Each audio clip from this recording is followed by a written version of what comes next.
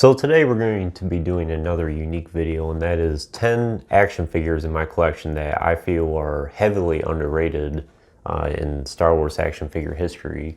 So there's various reasons for the 10 that I selected, and they're not in any particular order. It's just 10 action figures I'm going to show you. It's not like from 10 to 1. And it could be for various reasons. Maybe it's I've seen a lot of people criticize them a lot, and I feel after having them in hand that a lot of the criticism really doesn't add up to what the actual action figure is. Some of it I feel is just plain overlooked. Maybe there's a modern counterpart that seems to get a lot of attention, but then if you go back a couple years, there's one that is just as good or even better in some cases and is significantly cheaper. Some of them are just plain overlooked characters that maybe not necessarily the action figure, but in the Star Wars universe, it's just a character that doesn't get a lot of attention. So we'll talk more about that. So first I'll start with figure number 10 here, and it's from the Phantom Menace line, and it's Captain Panaka here.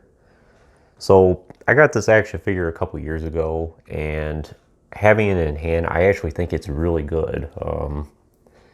I would say at this point, it's safe to say that our chances of getting a vintage collection Captain Panaka are probably slim to none. So this is probably the closest we're ever going to get, and I think it's a really good action figure. A lot of these Phantom Menace action figures haven't held up very well over the years, but I think this is one that has. The articulation isn't perfect, but he fits very well with the TBC, Naboo Royal Guard, and Captain Typho, and a few of the other Naboo soldiers here and there. And the proportions are right. He doesn't seem too bulky. I know some of the Phantom Menace action figures, they kind of remind you of like the Power of the Force action figures.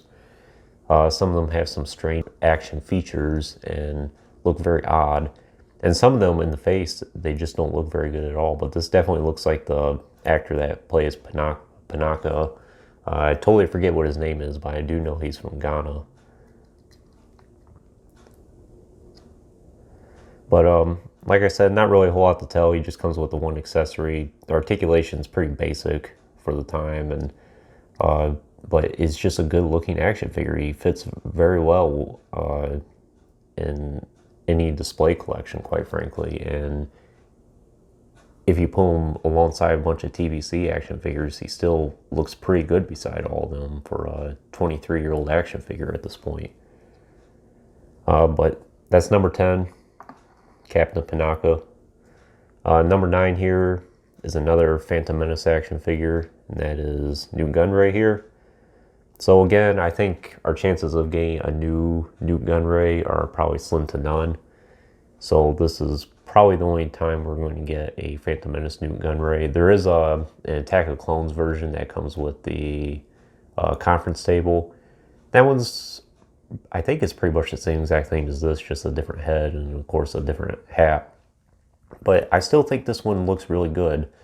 I've heard some people complain, you know, we needed a brand new Nute Gunray, one more articulated and whatnot, but quite frankly, how much articulation does Nute Gunray really need? He's just stands there like a statue, and I think in this case this is another action figure that holds up really well all these years later, and they got the proportions right. Nothing looks too odd.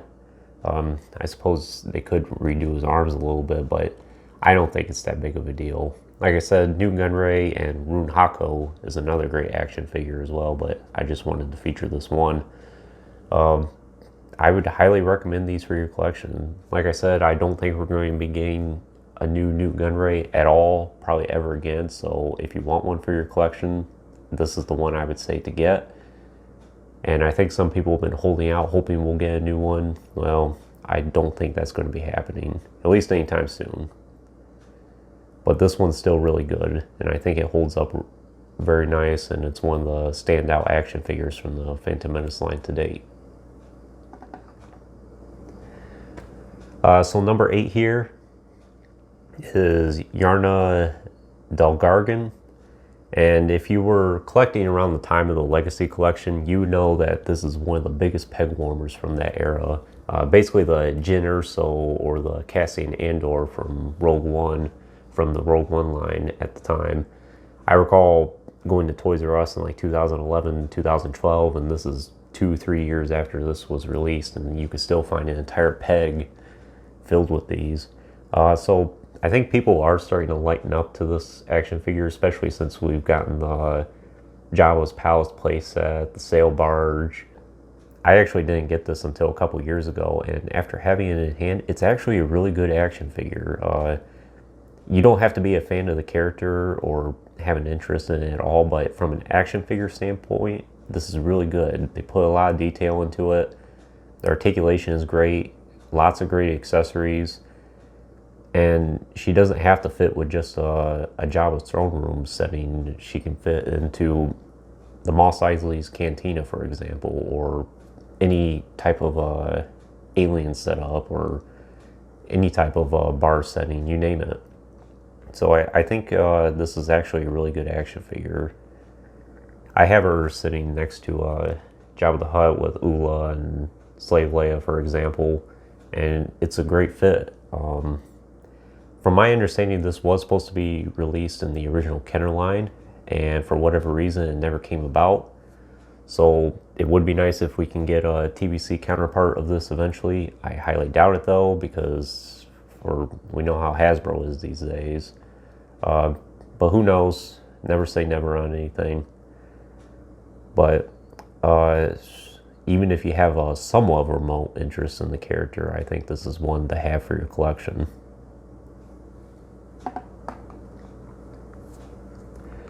So number 7 here is the 501st Clone Trooper. I included this in my top 10 Clone Troopers video on my channel as well, and I feel like a lot of people, they either go for the antenna mold clone or the TBC 501st clone, but to me this one's the far superior one, and mostly because of the leg articulation. I've talked about this before, where I think this is some of the best leg articulation we've ever seen in a Hasbro action figure of any kind, quite frankly.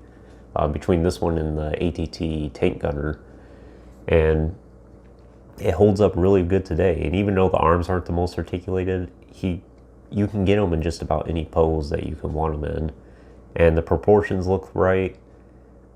Very nice detailing all around. And plus these are somewhat affordable. They're not the cheapest clones you can get around, but if you're looking to army build 501st clones, this one's the one that you can get in the most quantity for the cheapest price, I think. I did get a couple re-releases in the Sideshow Collection line as well, so there's a little bit more out there than just what was released in the Revenge of the Sith line. But still, I think this is one of the best Clone Troopers that you can get to date, and I would highly recommend it. And I think a lot of people just kind of overlook it. So number 6 here is the Royal Guard from the Revenge of the Sith line. So there is a variant of this for the Senate Guard as well. They both have the same numbering, and even on the picture of the figure on the packaging, it has both the Royal Guard and the Senate Guard pictured for that. So I actually didn't get this one until very recently, and after having it in hand, I think this is almost in direct competition with the TBC Emperor's Royal Guard. It's really good, and I'm really surprised that you just don't really see a lot of people talk about this. I'm sure some of you will watch this and be like, oh no, that's not true or whatnot, but like I said, I think this is in direct competition with the TBC figure in a lot of ways. The proportions are right, not the most articulated, but again, the Emperor's Royal Guard, how many poses do you need him in? You know, he mostly just stands there with the staff. He doesn't come with the staff, unfortunately, but I mean, it's an accessory that you can probably find multiples of on eBay or somewhere for that matter. And another great thing about this is it's very affordable. I got this loose and complete, and it's basically a brand new action figure for $5 recently. And I know if you look for one brand new even, you can find this probably around the $5 or $10 range. So if you were looking to army build Emperor's Royal Guards and you're on a budget for it, this is definitely the one to get. The TVC one, it's up in the air right now as to how much it's going to be, because I think Hasbro just recently canceled the production of the re-release. So I'm sure the prices will go up a lot, but even then, it's $13.99 for one action figure versus $5 to $10 for one that's almost as good as that, quite frankly. So, and plus the soft goods are really good. I think the cut on it is just fine. It's not hindering of any kind, and I think the helmet he has, the proportions are correct on it. So I really like this one a lot and would definitely recommend it. Next is another action figure that was somewhat controversial at the time. I know some of you will probably look at this and say otherwise, but it's the Clone Wars Commander Stone. So again, if you were collecting the Clone Wars line at the time, I recall seeing a lot of collectors on YouTube and other sites criticizing this because it introduced a newly tooled clone trooper into the line. We were used to at the time it was basically ultra articulation, and this one scales back a little bit, like he's missing the hinged wrists and he doesn't have anything in his ankles at all. But I think people have started to lighten up to this one over the years. To me, I'm a big fan of the stone mold. I think the proportions are right. I think it looks even better than what the original Clone Wars clone tooling was. And it's just a great looking action figure.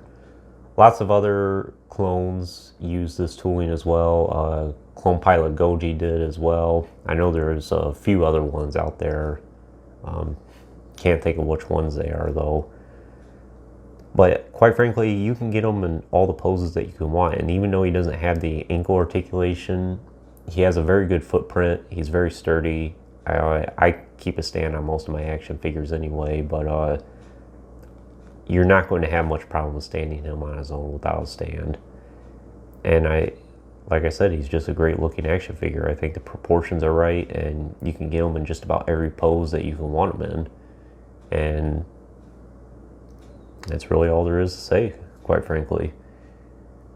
I just recall collectors getting really butthurt about it at the time, and years later, I think, like I said, I think a lot of people have kind of lightened up to it a little bit, but you still hear some criticisms of it every now and then. I think it's a very underrated mold and action figure. So another controversial action figure for the time, but after having it in hand, I actually think, at least at the time, it was arguably considered one of Hasbro's best works as far as tooling is concerned, and that's the Last Jedi Rose Tico.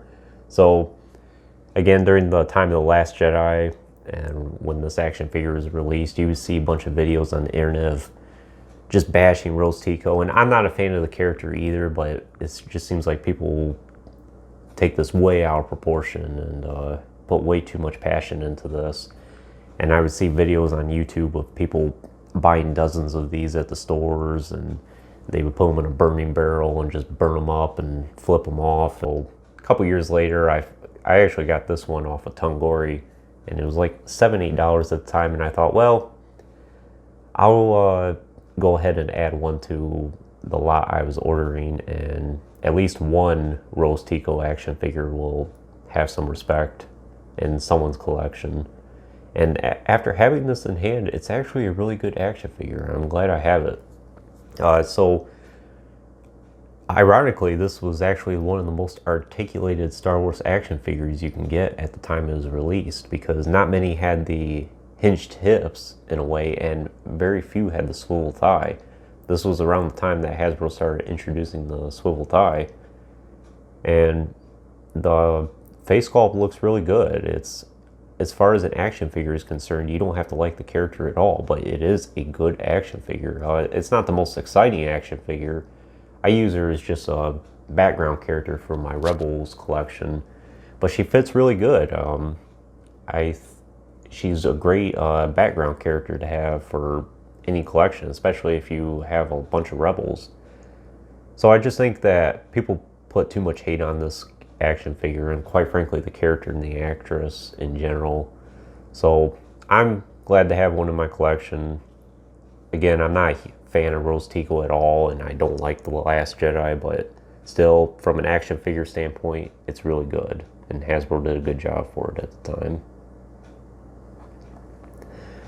So action figure number 3 here is Governor Tarkin. I don't think he's quite Grand Moff Tarkin at this point, but this is the Revenge of the Sith action figure. So to me, I actually think this is the best Tarkin we've gotten to date. I know some people will say, oh, that's got to be the TVC action figure, but I actually really don't like the look of the TVC action figure at all. It barely even looks like Tarkin, I think. And the green he has on his uniform looks way off. It looks more like an army green, and the way the skirt is flows, and just the tooling for the action figure, it just doesn't look very good at all. And for the price it is, it's just obscene. But thankfully this Tarkin is very easy to get a hold of. I've got this one for like $5 on Amazon, I think, even up until 2016. I got this one in 2016. But if you're looking for an affordable Tarkin for your collection, I think this is the one to get, quite frankly. At some point they might re-release the TVC Tarkin, but I really don't think a face printing tech or just a direct re-release is really going to benefit it at all in any way. And if they do a brand new Tarkin, it is very possible, and I'm sure that would be the best Tarkin to date. It's probably going to be based off of Rogue One or maybe some other media if they cast them in that in the future. Now with the Admiral Piet in the pipeline around the corner, perhaps there's hope that we can get a new Tarkin in the future. All they would have to do is just swap the heads out, quite frankly. Who knows? But to date, I think this is one of the best Tarkins you can get still. It's very affordable, and it looks really good. To me, this looks even closer to Peter Cushing than the TVC action figure does. But if I had to recommend one Tarkin for your collection, this is the one I would pick. So figure number 2 here is not this exact character per se, but lots that are similar like him. Is the B-1 Battle Droid from the Phantom Menace line. So this one's the droid commander from that movie, but all the B-1 Battle Droids use this tooling at the time. To me, this is still the best B-1 Battle Droid tooling that you can get to date. I don't see a lot of people mention this at all, but to me, this one's far better than the TVC action figure and some of the other ones we've gotten over the years. We've gotten new tooling for the Saga line, the 30th anniversary line, the Legacy Collection line. To me, this one holds up the best. The articulation is really good for the time. I mean, he has the hinged elbows and then he has the hinged knees as well. He doesn't have anything in his ankles or in his wrists, unfortunately, but I don't think he really needs it. And plus, he's very sturdy. This is the one B-1 Battle Droid I have in my collection that I don't have to worry about tipping over or falling or having to do some awkward things for him to keep them standing up. But the TBC ones just fall over all the time. A lot of them are very flimsy. This one's not very flimsy at all. This is definitely the most sturdy B-1 Battle Droid that you can get. There is a bunch of different variants of this one at the time. Of course, you have this one as the droid commander, and you also have one that's like battle damage. Some of them have like a blaster shot on his chest, and some of them are just standard, or maybe they have weathering on them. I know there's like 4 or 5 different variants at the time. But if you're looking to army build B-1 battle droids and you want the best of the best, to me this is the one to get still to this date. 23 years later, I don't have to worry about him falling over. He's very sturdy, and I can get him in just about any pose that I could want him in. I don't see a lot of people talk about this at all, and sometimes you do see people defend the TVC Battle Droid as the best one to date, or the Legacy Collection one. And I have all those, but to me, this one's the best one you can get, and I would highly recommend it. And then number one is just kind of a personal favorite of mine that you don't see people talk about. Is just Ysanne Isard. So this is one of those characters that her character story mostly takes place between the time of Return of the Jedi and the Thrawn trilogy, and you just don't see people talk about her very much. And I think she was a very pivotal character at the time.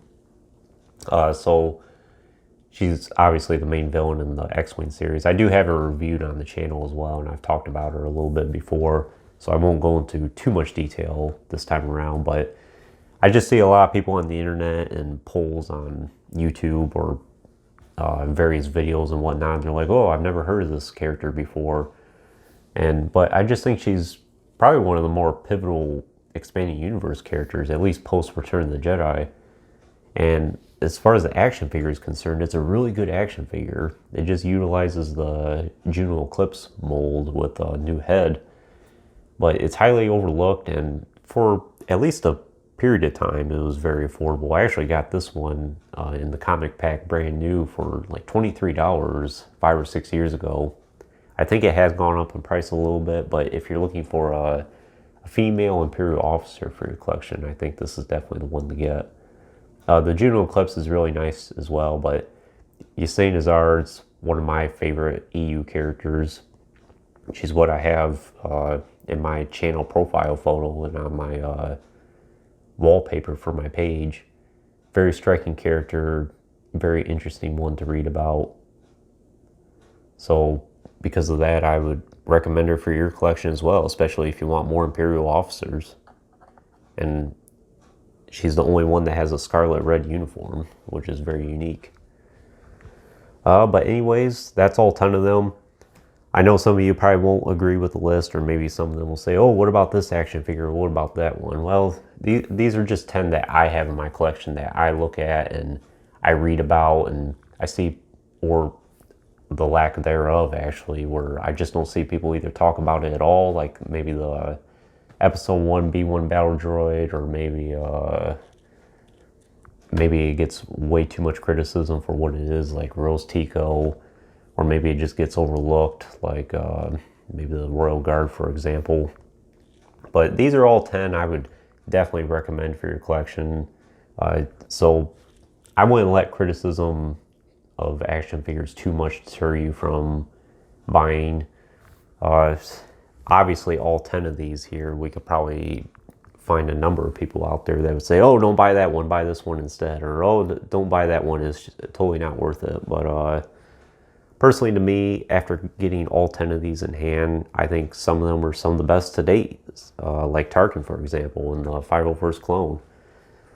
So I would highly recommend each one of these, and if you've thought about it before or remotely interested, or maybe you've watched this and it's like, oh yeah, I totally forgot about that action figure, or oh, I didn't realize this aspect about this one, definitely would recommend it. So anyways, that's all I really wanted to say on that. So I will have more action figure reviews coming in the future, more top 10 videos as well. Keep an eye out for that. But anyways, thank you all for watching. Hope you enjoyed the video. Stay tuned for more. And if you haven't already, please like and subscribe to the channel. And check out the Instagram page in the description as well. And thanks for watching.